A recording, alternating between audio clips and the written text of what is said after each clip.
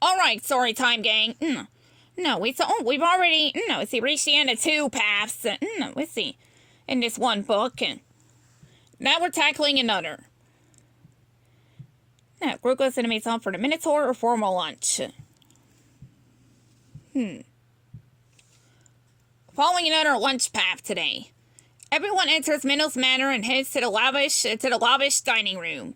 Inside, Wadsworth and Yvette are waiting to greet the guests. The Mr. Ink gang stops to take in the lavish room. Now, a long table surrounded by tall chairs sits in the center. On one wall is a ceiling-high bookcase, and on the other is a fireplace lined with gold candlesticks. Many priceless paintings adorn the walls. Once the guests have taken their seats, Fred turns to Martin. I bet what you do is really exciting, sir, Fred says. It sure is, replies the professor. Did you know that one of the missing items is an Incan idol made of Peruvian turquoise? It was found in a temple at the ancient city of Machu Picchu many years ago. That sounds fascinating, Velma says. What's more fascinating, Mr. King continues, is that I've invited my dear friend Ned's daughter Daphne and her colleagues to do what they do best. Solve mysteries.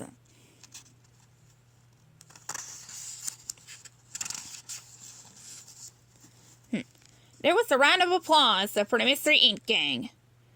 Now tell us more about the sponsor, Minnow's old chap, Martin says to Mr. King. Does he really have glowing eyes and horns? The professor lets out a loud belly laugh. I've hunted many beasts in my day, but never a mythical one, and inside a labyrinth no less. I shall change my name to Theseus, slayer of the Minotaur, when this is said and done.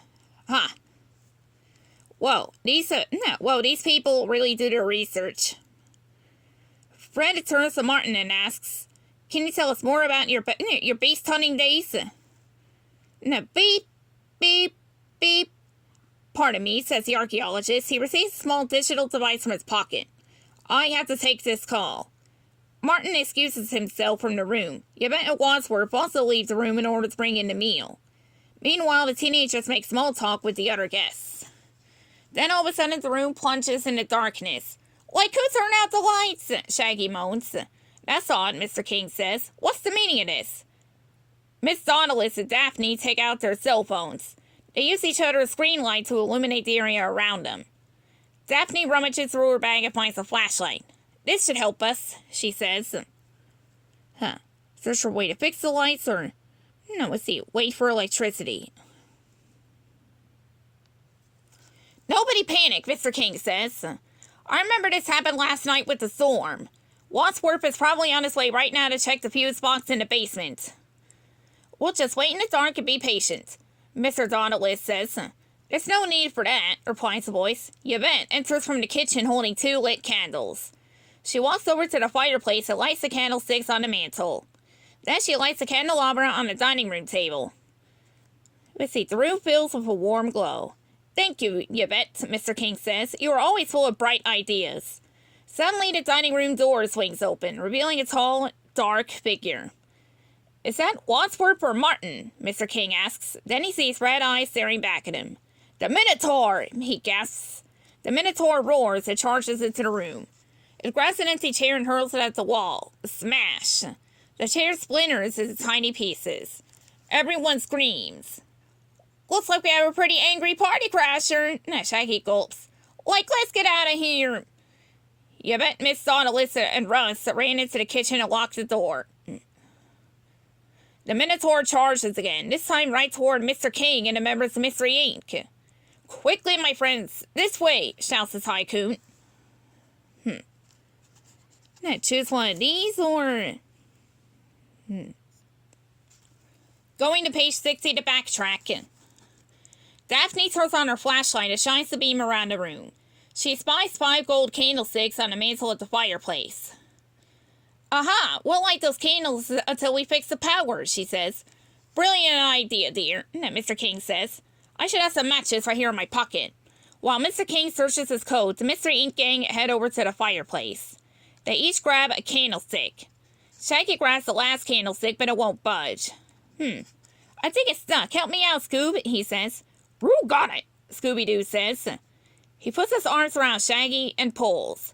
Mr. King finds the matches and looks over at the fireplace. Wait, not that one, he cries. It's too late. Shaggy and Scooby-Doo yank the candlestick so hard that it breaks off with a piece of the mantle attached. The candlestick is really a lever. Gears that shift from inside, turning the entire structure around on a revolving platform. In the blink of an eye, Shaggy, Scooby-Doo, and their friends disappear from the dining room. They find themselves inside a secret chamber. Jeepers, Daphne says. She points the flashlight into the room. Dusty old furniture are piled up on top of each other, and there are several stacks of boxes. Is anyone hurt? Calls Mr. King through the dining room wall. We're fine, Fred yells back. Where are we? You're in an old storage room, Mr. King replies. That last candlestick is the lever that provides access. Just pull it down again and you'll come right back. Oh, it's been pulled down all right, Shaggy says, holding it up. And broken off right in my hand. I see, Mr. King says. No, well then, sit tight. I'll get you out somehow.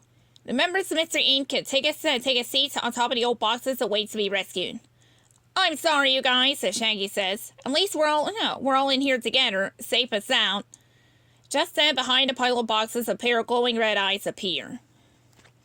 That's the end of that one. Third path down. No, let's go to another. Okay, gonna need to backtrack before I lose track of it. Let's see the paths are taking. Follow Mr. King towards the sound or into the mansion. No, okay. Decide on page 40 because the inner one was one we already visited. We don't need to go looking for trouble, Shaggy says. That's right, Scooby-Doo agrees. We'll wait for you inside, Daphne says to Mr. King. Wadsworth leads his hand toward the mansion. Like we should stock up, Scoob, Shaggy says, just in case. Of course. The two friends head back to the table. Scooby-Doo lifts up one end and the food slides down the other. Shaggy is waiting with open arms to scoop up the delicious pile.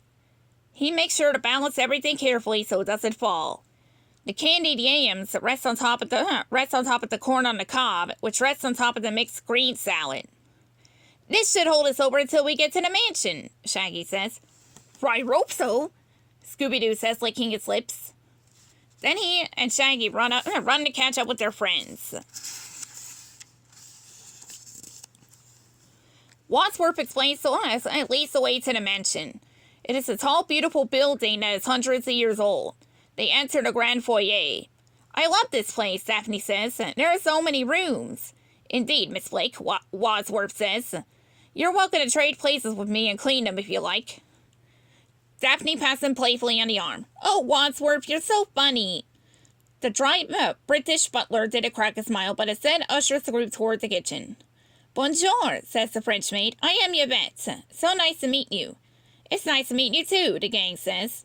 Yvette holds up a tray. I have prepared some hors d'oeuvres for you. Shaggy leans over to Velma and whispers, Is that something we can eat? Velma chuckles. Then she explains, Yes, Shaggy. Hors d'oeuvres is a French word for appetizer. Like, they sure look appetizing, Shaggy says and takes the tray from Yvette. He and Scooby-Doo tilt back their heads and pour the contents into their open mouths. Their cheeks puff out to the limit. At that moment, Mr. King walks in with three other guests. Wadsworth clears his throat and says, Those hors d'oeuvres were for everybody. Shaggy and Scooby-Doo's eyes widen as they gulp the food down their gullets. Oops, Shaggy says. Rory, Scooby-Doo adds. Oh, nonsense, Mr. King exclaims. There's plenty more where that came from. Let us go to the dining room and I'll introduce my guests. Turn to page 53. Okay, now going for the Hunt the Minotaur path.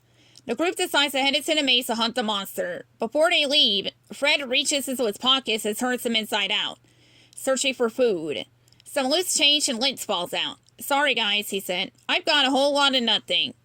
Daphne rummages around in her purse. How is a strawberry-flavored lip gloss? She asks Shaggy and Scooby. That tastes good, Shaggy says. Suddenly, Scooby-Doo nudges his friend. Sandwiches, remember? Shaggy slaps his forehead. Gosh, Scoob, you're right, like I made sandwiches. The scatterbrained teen reaches into his own pockets and pulls out 2 sandwiches. We got ham, cheese, pickles, and mayo, buddy. Enjoy. The hungry prince gulped it down in less than 5 seconds. Enough belly aching, Martin says. Let's hunt ourselves a minotaur. Brilliant, Mr. King says. He and Miss Dauntless led the way. Russ, Fred, Velma, Daphne, Shaggy, and Scooby-Doo follow along.